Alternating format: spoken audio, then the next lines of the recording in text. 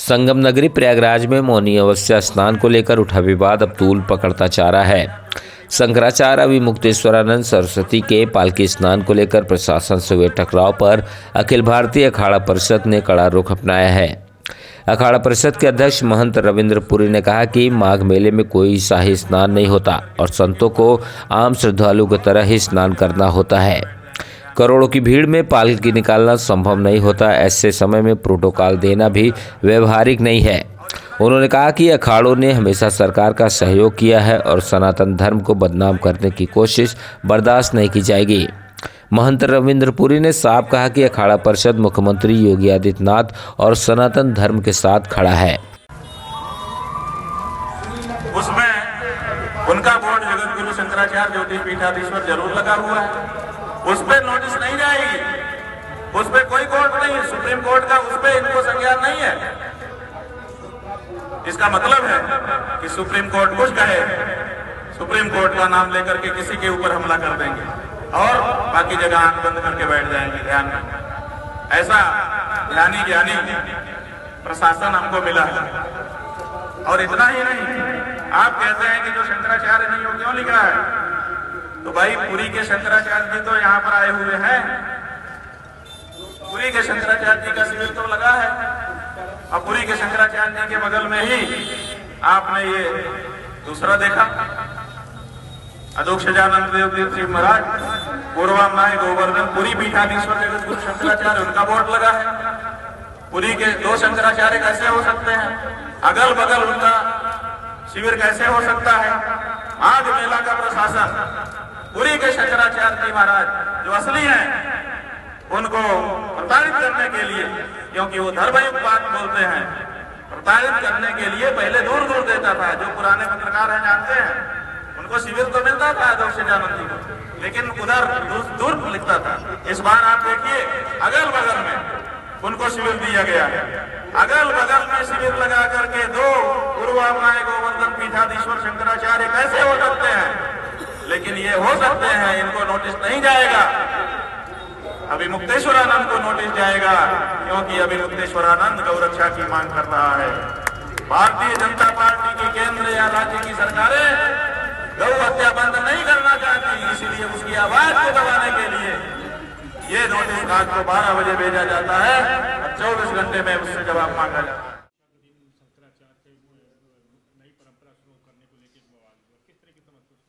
बहुत बहुत आशीर्वाद, साधुवाद। देखिए, आपने देखा होगा ये जो प्रयागराज की भूमि है ये तपोभूमि है और यहाँ करोड़ों की संख्या में श्रद्धालु आकर के स्नान करते। मौनी अमावस का दिन था, उसी समय हमारे महाराज श्री ने भी अपना एक नया विवाद पैदा किया। आपने देखा होगा जब करोड़ों की संख्या में श्रद्धालु होते हैं उस समय पालकी का निकलना बहुत मुश्किल होता है। मैं समझता हूँ सरकार आपको पालकी पे क्यों निकालेगी, कारण क्या है। हमारा तो माघ मेले में शाही स्नान तो होता नहीं है, इसमें संतों का स्नान तो जैसे आम जनता स्नान करते वैसे संत भी स्नान करते हैं। हमने खुद माघ मेला किए हैं, इस माघ मेले में मैं नहीं आया, हर माघ मेले में हम आते हैं, हम आम जनता की तरह स्नान करते हैं। देखिए, कभी अगर भीड़ कम हो उस समय सरकार हमें प्रोटोकॉल देती है, जब भीड़ ज़्यादा होगी उस समय प्रोटोकॉल कहाँ से मिलेगा और आपको प्रोटोकॉल क्यों सरकार देगी, कारण क्या है, क्यों आपको प्रोटोकॉल देगी। अगर बाई चांस आपने देखा होगा, मैं आपको याद दिलाना चाहता हूं, हमारा 2025 का महाकुंभ था, उस समय हमारा अखाड़ों का प्रोटोकॉल होता है, शाही स्नान अखाड़ों का होता है। हम जो 13 अखाड़े हैं 13 अखाड़ों का शाही स्नान होता है। वो शाही स्नान जब यहाँ भीड़ भड़का हुआ था मौनी अमावस पे, हमने घोषणा की थी जितने भी अखाड़े वाले थे, हम अभी सुबह स्नान नहीं करेंगे, हमारे स्नान के कारण धक्का मुक्की हो सकती है, क्यों नहीं ऐसा किया जब हम दोपहर को स्नान करें। जब भीड़ कम होगी तब हमने स्नान किया। हमारे साथ तो हजारों की संख्या में साधु थे, लाखों की संख्या में संत थे, हमने कभी विरोध नहीं किया। हमने सरकार को सहयोग किया कि पहले जो हमारे जो ये गेस्ट लोग हैं जो बाहर से आए हैं, पहले इनका स्नान हो जाए, उसके पश्चात संतों का स्नान होगा। इसलिए कहते हैं संत बड़े परमार्थी शीतल जिनके अंग, तपत भुजाए और की दे दे अपना रंग। हम तो संत हैं, हम क्या करेंगे, नहीं हम जी रथ पे सवार होकर के जाएंगे और श्रद्धालु इतने आपके आगे पीछे घूम रहे हैं, इतनी जनता है, तो हमें खुद भी देखना चाहिए, संयम बनाना चाहिए। क्या ये राजनीति का अखाड़ा बना रखा था क्या इन्होंने? देखिए, आप देख रहे हैं पूरी राजनीति हो रही है। मैं जब से आया हूँ प्रयागराज में देख रहा हूँ, रोज का यही समाचार है और कोई समाचार तो बचा ही नहीं है। और देखिए इससे क्या होता है, सनातन का विरोध हो रहा है, हमारे संतों में दो फाड़ हो रही है, हमारे संत बंटने जा रहे थे, इसीलिए मुझे आना पड़ा। और मैं पूरे संत समाज को कहना चाहता हूं, हमें किसी से कोई विरोध नहीं है, हमें सरकार से कोई विरोध नहीं है और हम सरकार के साथ है। सरकार ने जो कार्य किया है, ना भूतो ना भविष्यति, न कभी ऐसा काम हुआ था और ना आगे होगा। क्यों? आप देखिए, इसी जो मेला क्षेत्र में आप देख रहे हैं, इसी में पक्के रोड बने, जो परिक्रमा मार्ग है, पूरे मंदिरों का निर्माण हुआ। आप महाकाल लोक में जाएं, उज्जैन में जाएं, आप काशी विश्वनाथ में जाएं, पूरे हिंदुस्तान में जहां जहां भारतीय जनता पार्टी की सरकार है वहां सनातन पे काम हुआ है। अगर आप ओमकारेश्वर में जाएंगे, वहां भी शंकराचार्य भगवान की प्रतिष्ठा बनाई गई है, एक विश्वविद्यालय बनाया गया है। पूरे भारत में सनातन का काम हो रहा है, ये लोगों को बर्दाश्त नहीं हो रहा है, इसीलिए ये सब ड्रामे हो रहे हैं। से सनातन को बदनाम किया जा क्या रहा है कि कर रहे हैं, ये पूरे सनातन को बदनाम करना चाहते हैं। कैसे सनातन बदनाम हो जाए, सभी जो हिंदुत्व की आवाज है वो कैसे दब जाए। दूसरा बांग्लादेश बनाना चाहते हैं? बिल्कुल, इनका पूरा प्रयास है कि हम जो भारतीय, हम खंड खंड में बढ़ जाए। आप देखिए कि आपके साथ कोई कुछ वाद विवाद हो गया, आप सीधा पुलिस में जाते, FIR दिखाते।